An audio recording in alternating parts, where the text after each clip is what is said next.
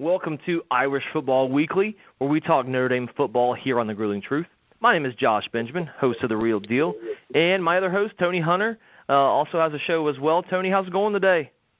Oh, everything's going pretty well, Josh. Here in Cincinnati, it's a beautiful sunny day, but it's starting to get chilly out.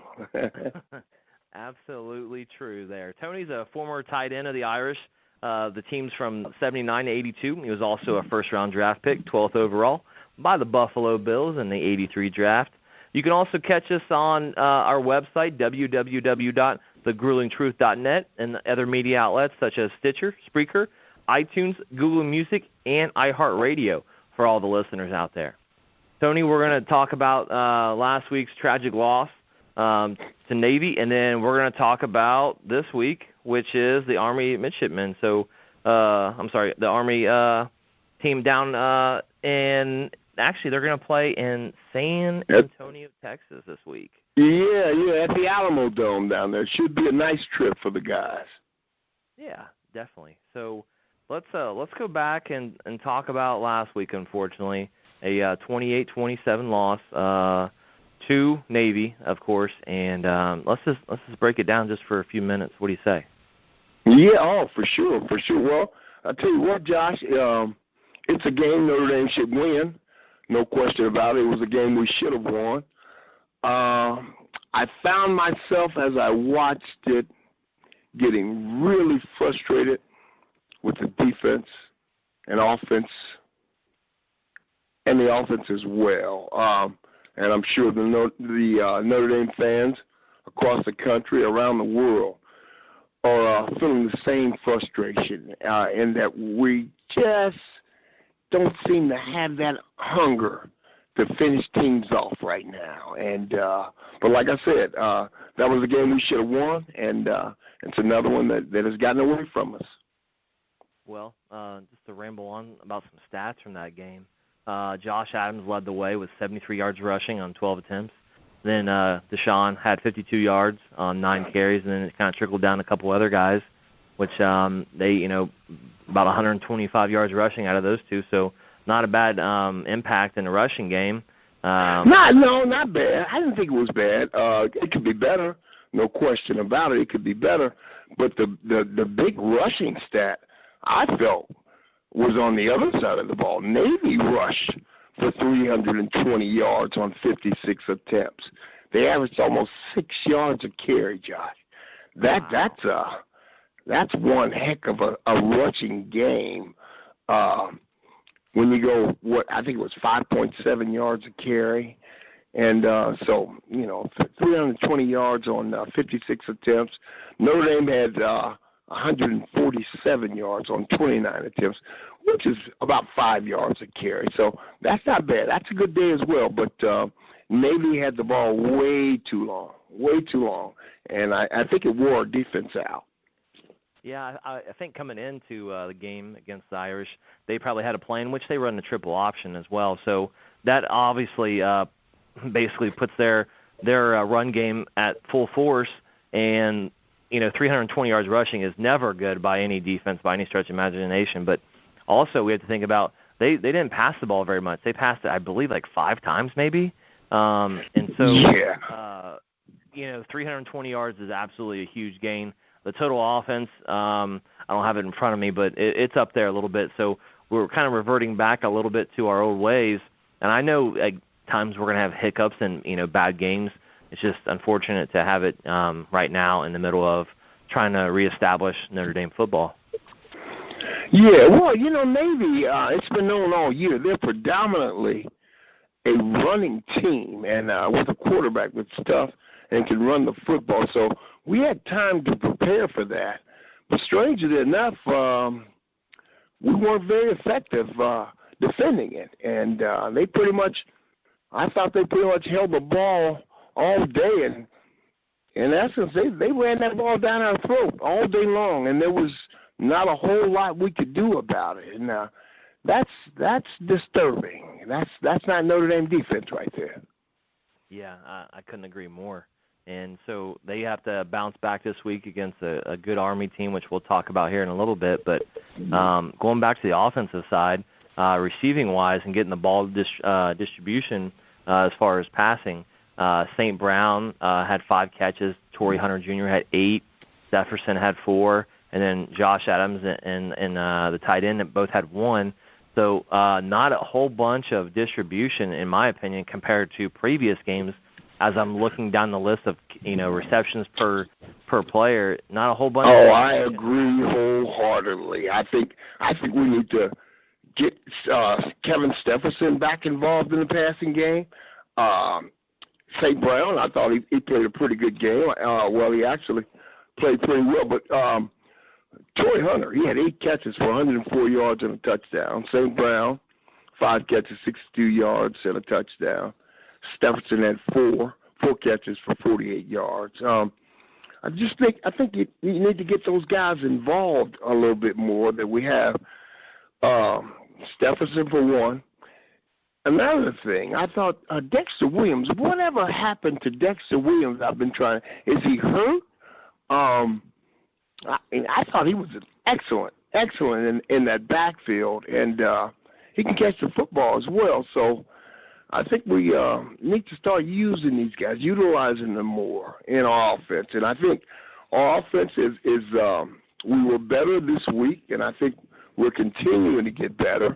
But we're still not that explosive offense that we were growing into in the first part of the season. I mean, we had one of the most explosive offenses in the country week in and week out. We were averaging 500 yards, putting up 40 points, and we're not doing that right now. But we're making strides as we try to get back to that form. Do you think that the defense of the opponents is starting just kind of to be more aware of all the weapons that they have and just trying to hold them as best as possible, not literally, but trying to limit their touches with different people? They're just trying to hone in on a couple people possibly and saying, you know what, I know we're going to give up some yards, maybe even a couple scores, but we're going to make sure that, Josh Adams doesn't get a catch, or C.J. Sanders doesn't get a catch, or, like you said, Dexter Williams doesn't get to participate. So do you think that's happening in those meeting rooms and the other teams? Well, it may be, but I think that we can just be a little more diversified as far as what we're calling and putting guys in position to make plays, the receivers and the running backs. I don't think we're utilizing it as well as we possibly could. I think there's a lot of talent on that offensive side of the ball, and I think Kizer went through a few games where he wasn't really playing up to par. But I think now he's starting to get back into the swing of things. But I think the biggest thing is we need to kind of put those guys in the position to be successful and spread the ball out a little bit more. Give these guys a chance to make something happen. And I think our offense right now is kind of vanilla. And I think if we start to spread it out a little bit more, put these guys in a position to catch it and run with it, I think we could see some good things out of it. In particular, I think if you get that ball to Stephenson on a slant pattern or something like that, let him catch it and run with it. I think you'll be surprised, and I think they'll be pleased with the results of that. Going along with the offensive line, they were in a kind of a funk there for a couple of weeks. Obviously, the NC State game was pretty moisturized there, and then the Stanford game, which was a great game, by the way. But the last couple of games, they haven't given up very many sacks, if not, one apiece. And they've done their job when it comes to communication on the line and opening those gaps for the rushing attack for the Irish. Yeah, I think they're better. They've been better. They were better in that Navy game. Kizer ended up going, 19 of 27 for 223 yards and 3 TDs. And I may be mistaken, but I don't think he was sacked in that game. Do you remember? This past week? I'm sorry, Tony. Is that what you're talking about? Yeah, this past week. I don't think Kizer was sacked at all. And the rushing yards that we were able to get, 147 yards on 29 attempts, 5.1 yards per carry. That's pretty good. So, yeah, the O-line is holding up pretty well. Yeah, he did get sacked one time against Navy, and it was only for a yard, so it wasn't crucial at all. At least I don't remember from that time. Yeah, and no turnovers, which is a good thing for the offense. No turnovers. Absolutely, turnovers can be an offensive killer. So that's a positive that we need to look at and move on forward. So just a tough loss when it comes to the amount of effort you put in each week and what you do to prepare yourself individually, and obviously coaches game planning and watching film and getting their players ready for games like this, and to lose just like any other game is pretty heartbreaking when it comes to especially a rivalry game. Do you not agree? Oh, most definitely. Notre Dame should beat Navy 9 times out of 10, if you ask me. Notre Dame, with the talent that we're able to recruit, we should beat Navy 9 out of 10 games. And then I don't mean to jump the subject, but we have Army coming in here. They're not a good team, but the way we're playing right now, we're going to have trouble beating anybody, to tell you the truth. Yeah, and let's go ahead and switch gears to that because their offense rushing attack. Let me just go through a couple stats for you, Tony. So this season their rushing attack, the Black Knights, they've ran 537 yards against a Lafayette team. Now, this isn't the caliber of team that we're going to be playing as far as their opponents, but, it's definitely noticeable. So 537 yards against a Lafayette team, 424 against UTEP, 396 against Buffalo, and 348 against Rice. So that has to be a point of emphasis, especially after this past week. It's a problem. It's something that our defense is going to have to prepare for. And, man, I would like to see us start playing better run defense. I don't understand why. We have to have one of the worst defenses statistically as far as rushing the ball is concerned, or defending the rush. We have to have one of the worst in the country right now. And when I watch them play, it's not because of lack of effort, but I think a lot of times they're out of position. And I think we start to tire after a while. I saw a couple of things that kind of struck me during the Navy game. Where in the fourth quarter, I thought we started to wear down some. And I guess one of the things I'd like to mention, and I don't know if this is true or not, but I heard that we're no longer practicing in pads. The Notre Dame team is no longer practicing in pads during the week. And I would just like to say, just based on my past experience and being with teams, like I said, with the Rams, when we had Eric Dickerson and we had one of the best O-lines in the league. We went to the NFC Championship game in '85, but we had a physical team. And as far as practices were concerned, man, we had 9-on-7 drills up until probably Thursday. If we played on Sunday, we had 9-on-7 drills, which is the offensive linemen and defensive linemen and the running backs are going full go. Not full go, actually, it's full go, but no tackling is allowed. And the guys are, it's stress to the guys to stay off the ground so there's nobody tripping and causing injuries that way. But the practices were physical all year long up until like Thursday. And at times all we had were shoulder pads, helmets, and sweats on. But I really believe that helped us becoming a more physical team, a team that could compete in the playoffs. And I think if Notre Dame is not practicing in pads, well, it's showing up on game day, because we're not as physical as we probably should be. Yeah, I was going to ask you about that.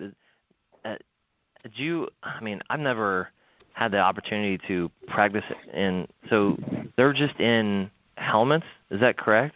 Or are they in? Yeah, now I'm not 100% sure on that, but I've been told that we are just practicing in helmets, no shoulder pads.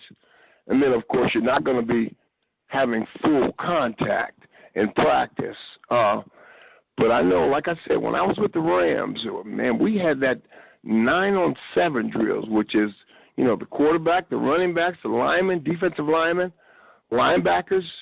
We go at it pretty good in practice up until, like, Thursday of game week, all year long. And that was one of the more physical teams that I played on. And I think a lot of that can be attributed to us really going at it in practice, because it just kind of transfers over into a game when you're going at it in practice like that.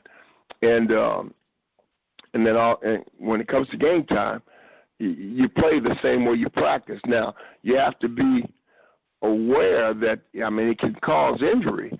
But if it's stressed that the guys stay off the ground and no tackling, I think you'll be fine. But I think you need to have the pads and helmets on, and there has to be contact in practice in order for you to play the type of physical football that it's going to take at this level with Notre Dame. Yeah, and something that Coach Kelly talked about, still sticking with the defense here, he said that they just got to, be able to make sure they don't let the offense convert on third down, and they'll be successful because I don't know the actual third down conversion rate for the last game, but I know, thinking ahead of I think they were 4 for 4. Actually, I think they were 4 for 4. Wow. And fourth down, was it fourth down conversions, I believe. It was 4 for 4. Yeah, and fourth down coming up against Army, they've been successful 15 out of 28 times. So they're not afraid to go for it from what it looks like here. And so they got to be ready for that. So what do? They have to limit, they have to have a third and long. They have to create that third and long conversation in the meeting rooms with that defense, because that should be their goal, is to create third and long problems for that offense. So they have to get out of their rhythm, get out of what their game plan is even, and then, Yeah, well, it looked to me, and I said this while I was watching that Navy game, it looked to me like Navy's offensive line was actually controlling the line of scrimmage. So as long as the offensive line is controlling the line of scrimmage, that running game is going to be successful. So, if our defensive line is not holding up, that means that we're going to have to maybe be a little more creative defensively by, bringing linebackers up, blitzing linebackers, safeties, cornerbacks, or whatever, to try to create more pressure in that backfield. But we just can't sit there and let the offensive line control the line of scrimmage like that. Maybe we need to stunt more along the defensive line. But we definitely need to make some changes. Yeah, I totally agree. And so the defensive side for the Black Knights, our offensive side, they're going up against an Army team that's ranked 6th nationally, in total defense, giving up 286 yards, and they're 13th in scoring defense. Wow. Notre Dame averages almost 30 points a game, going up against a team that only gives up 286 yards, and as 13th in the nation in scoring defense. It's going to be a little fight here to get down the field, I'm sure. Oh yeah. We're going to have to be ready to play, or we're going to get embarrassed again out there. Notre Dame should beat Army 9 out of 10 times that we play, but it's not. It's not going to be a walk in the park. Those guys, they always come to play. I remember when I was at Notre Dame, we would play Navy, Army, Air Force. They came to play, and we had to be ready to play in order to win the game. So it definitely won't be a walk in the park for Notre Dame, and Army's going to come ready and gung-ho to beat Notre Dame. So our guys just need to get it in their mind that everybody's going to bring their best game against Notre Dame. Everybody wants to beat Notre Dame, so be ready to play. Yeah, absolutely. And I know I'm jumping back and forth, but the quarterback situation for Army, Ahmad Bradshaw, they're going to have to be able to contain him. Will Worth from last week from Navy, rushed for 175 yards. And he was incredible. Yeah, and he did an amazing job. Kudos to them in the line and their scheme and their attitude even, because that's something that obviously needs to be addressed as well. It seems like everybody has a career day against us, the running backs, the quarterbacks, and they just have career days against us for some reason, and that needs to stop. Yeah, I'm just exactly. I couldn't say it any better. So let's make sure those guys are understanding what's at stake here, because coming up, and I'm thinking a little bit past the Army game, but Notre Dame's 4 opponents in November own a combined record of 24-11, which that's pretty good. Yeah. Navy's was 6-2, Army's 5-4, Virginia Tech's coming up, they're 7-2, and USC 6-3. So they had the 15th most difficult schedule in the nation coming up here, with a 640 percentage, and so it's tough every game. I mean, it's going to be tough here on out. 3 games remaining, and it's going to be hard. So they got to accept the grind and accept, like you just said, they're going to get the best game possible from everyone. Maybe even players they don't even think will have a good game, and so right. And right now, we're what 3-6, 3-6. Man, I mean, we're in desperate need of a win right about now. So there's no excuses as far as us coming out ready to play, because we definitely need to be ready to play. I mean, we need to try to avoid this embarrassment of being beaten by Army. Yeah. Sometimes, I wonder. I look at us on defense, and I wonder how much of it is talent on the field and how much of it is the scheme that's being run. And it's tough for me to say right now, but I'm not seeing a lot of dominance on the defensive line of the ball, on the defensive side of the ball. I'm sorry. I'm not seeing a lot of dominant play. I'm seeing effort, but I'm not seeing dominance. And that's kind of unusual for Notre Dame, because we normally have some guys over there on that defense that, they look dominant, and quite a few of them are playing in the National Football League right now. But I'm not sure if I'm seeing that right now on the defensive side of the ball. Yeah, and, talking about this game, it's part of what's called the Shamrock Series now, and it's down, like I said earlier, in San Antonio, Texas at the Alamo Dome. It's going to be on NBC about 3:30 p.m. roughly. Notre Dame leads this all-time series 38-8-4, in which Notre Dame's won the last 14, and that's a positive for them. Obviously, on neutral sites, because this is a neutral site, they have a 23-5-3 record overall, and their first meeting against Army was a little bit before I was born in 1913. 35-13 win with Notre Dame taking that first meeting against Army, and so a lot of history behind this. Obviously, Shamrock Series is a big deal, and it's just amazing to play against teams like Army and Navy, the service academies that help us with our country and whatnot. But yeah, we need to win. The players need to win. The Indy players need to win. The coaches, the fans, we all need to win this weekend. But it's going to be tough sledding, no doubt about it. It's going to be a tough game, and Army's going to come in to win, and Notre Dame has to do the same. So it'll be interesting. It will definitely be interesting. And so let's move on to our favorite part of the show, which is the 3 toughest picks, in which Tony's in the lead. I keep saying that every week, it seems like. Tony's in the lead, and he's 15-6, which is phenomenal. And then I'm 13-8, so I'm a couple games behind, which is fine. But I'm you're doing fine though. You're doing fine. Yeah, I appreciate that. I think I'm going to sneak up on you here next week or two. So we'll see, though. We'll see. So this week, Tony, we have three big games. The first one is an SEC matchup, number 24 LSU at number 25 Arkansas. Oh, wow. It's at Arkansas. Yes, sir. And LSU. LSU has been kind of up and down this year, I think. Love Leonard Fournette. But I'm going to take Arkansas at home. Okay. Tony takes Arkansas at home.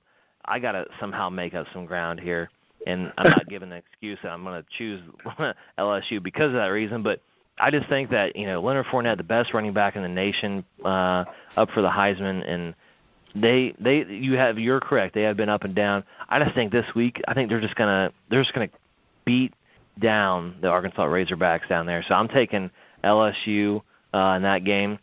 So we got a difference there. The next game is a huge matchup. This is college playoff implications here with number 20 USC at number 4 Washington. So a team that we're going to play real soon, USC, number 20, and they're getting better each week, by the way. And I know they are.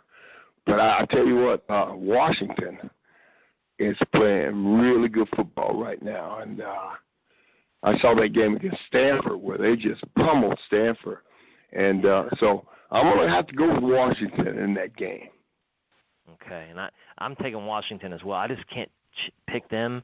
Losing at home, they got probably one of the biggest crowds coming in just because of how high they're ranked. I couldn't tell you the last time Washington was even relevant in college football. You know what, Josh? I was thinking that exact same thing. Washington's been really, really down the last, 5-10 years, and now all of a sudden they're relevant again. And I'd like to see Notre Dame get to that point. If Washington can do it, if a program like Washington can turn it around that way, and all of a sudden they're in postseason bowl talk, Notre Dame can do it. We can do it. We just, whatever it takes, we need to get it done. Yeah, and I was trying to look around here. I can't remember the coach's name. He was at Boise State for a while, turned that program around, and during the BCS era, and then now he's with Washington, and he's just changed that whole scene there. So unbelievable. And he did it pretty quick. Quick. And another thing that I think about, even while I was at Notre Dame, there was a guy by the name of Gene Smith who was a defensive line coach. I believe he was a graduate assistant at that time for Notre Dame, but he was the defensive line coach. And right now, he's the athletic director at Ohio State. And when he went into Ohio State, there were a lot of problems that they had. I'm not sure how long he's been there, 10 years maybe, something like that. I'm not sure the exact time that he's been there. But I know he's restored that program back to where it was back when Woody Hayes were there, when Ohio State was a dominant program. He's restored that, and he was the one. I mean, I've seen him make great hires as far as the basketball head coach is concerned. Just great guy, and I'd love to see Notre Dame just kind of get things restored, get things going again, and get that respect back nationally that we've always had in our program. Yeah, definitely. I'm screaming that too. So. Going back to Washington, that coach, his name is Chris Peterson. He was with Boise State for a little bit there. Went to a couple Fiesta Bowls, won a couple. If you remember against Oklahoma, where they had the 3 trick plays in the last minute and overtime, that was amazing. But he's been hired since 2013 and has been changing that program since. That's why I'm taking Washington. I'm all for it. Go Washington this week. So. We got that game taken care of. We have one more. It's an ACC matchup. It's more of a basketball rivalry than than anything. And both of them actually aren't ranked. But I think it's going to be a tough game with number 17 North Carolina at Duke this week. North Carolina at Duke. North Carolina at Duke. Yeah, at Duke. Okay. I'm going to have to go with the Tar Heels there. I know it's at Duke. It'll be a tough game, but I'm going to go with North Carolina on that one. Okay, so North Carolina for Tony there. So he has Arkansas, Washington, North Carolina. Man, if Duke calls Coach K to come out and help run the offense, I think they have a chance. So, right. But that's probably not going to happen. So I'm going to have to go with the Tar Heels as well. So we got one difference there. So go LSU, not Arkansas, so I can climb back up there in the rankings between us. So upset of the week segment here. We have a game that we choose. I usually look on the schedule and find something that's very intriguing, and or a team that I think will upset, or we think will upset a ranked team. So this week I have upset of the week. Another upset. They've already upset this year already. Michigan State team. That team is IU, Indiana University. I think they're going to upset Penn State. By the way, Penn State is ranked number 10 now, which is crazy to think about. But they did beat Ohio State a couple weeks ago. But they're going on the road to play the Hoosiers, and I think the Hoosiers are going to take them down. Wow, on the road to play the Hoosiers. Okay. Yeah, Penn State. That's another program that has made some big improvements this year over the last couple of years. I'm gonna have to go with Penn State on that one. I think they'll have more football players than Indiana, but I think it'll be a tough game. I agree. I know the Hoosiers are struggling to make a name and a face with that football program, and Coach Kevin Wilson's been there for a few years now, and so he's trying to coming from. And I made a recruiting trip to Penn State back when I played. Coming out of high school, I made a trip to Penn State. I tell you what, I don't think I've been so cold in my life up there in the mountains in Pennsylvania. And a lot of good football players, a lot of guys from the Pennsylvania area. And as you know, Pennsylvania plays great high school football. And I think that they're starting to recruit better up there right now. So I think they'll have more talent than Indiana. Okay, so we have 3 toughest picks picked out, and we got the upset of the week. We've discussed that. Now, one of our favorite times, if not the favorite, is Irish prediction time, and I'm going to turn it over to Tony to talk about his prediction, give some reasons, and we'll set that straight. Well, here's what I'm hoping. With the offense, the last couple games, as I said, I think we're starting to get back into the flow of things offensively. Hopefully we'll start to use more of our weapons at the receiver position and start to put points on the board like we started out the season doing, averaging 400 or 500 yards a game. Are you still there? Yeah, I'm still here, Tony. Yeah. Okay, I'm sorry. I had someone else beeping in. I apologize, yeah. Oh, no. But yeah, I just I hope we really start to diversify our offense a little bit more and start to put up points like we had been in the first 3 or 4 games of the season. Get back to being that offense that we were then. And I think we will. So I'm going to say I think that we'll put up 40 points this week. I think Kizer will throw for over 400 yards. I'm not so sure about our defense. It's going to be a tough running offense, and we struggled all year long with stopping the run. So I'm going to put it at 40. 42-35, Notre Dame wins. 42-35, so an offensive shootout there. Tony's got Yes. Okay, so 42-35 is what Tony has for the prediction for this week.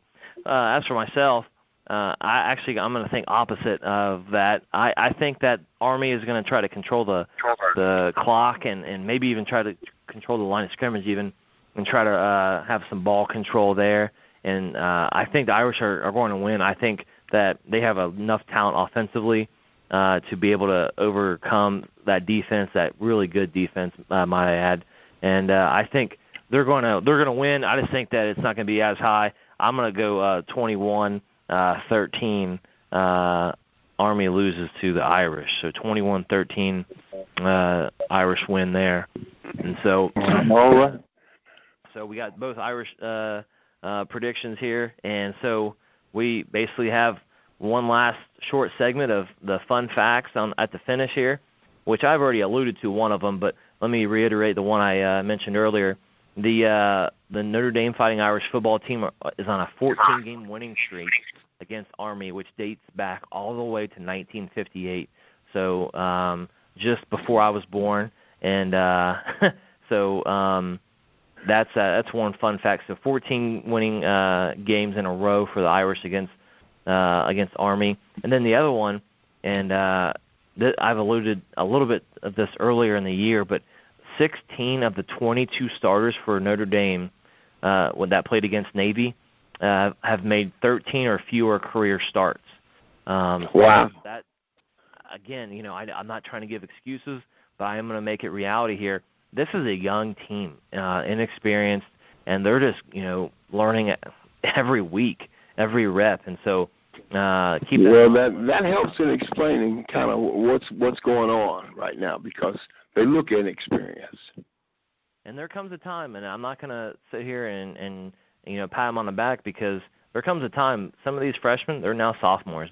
They've been through almost the whole season. They're sophomores now. Those sophomores are juniors and so on. And so they know the routine. They should be retaining that information, knowing how to. Oh, no doubt about it. Let me tell you, back when I played, I was when I came in as a freshman, our first game was against Michigan, up there in the big house. It was 110,000 people, national television, and our starting wide receiver at that time was Dave Condini. He broke his arm in pregame, and they told me, I said, Dave can't go. You're going to be the starter. And the expectation was for me to step in and play top-notch wide receiver football, regardless of whether or not you're a freshman. And that was my mindset going in. I'm just going to go in here.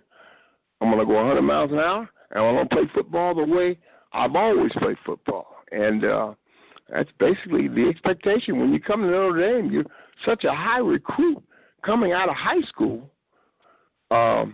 You're expected to play at a high level once you get on the field, regardless of the fact that you may be a freshman.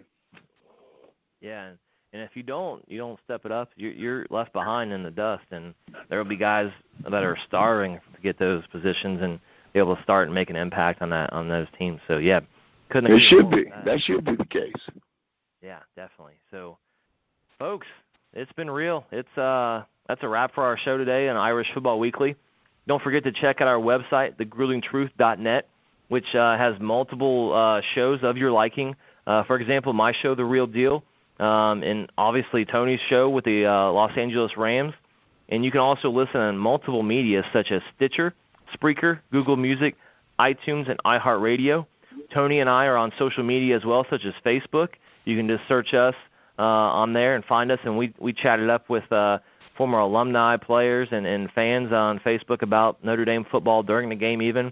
And you can follow me on Twitter, @CoachJB4 is my Twitter handle. For my co-host, Tony Hunter, this is Josh Benjamin signing off for Irish Football Weekly. Go Irish. Peace. Go Irish.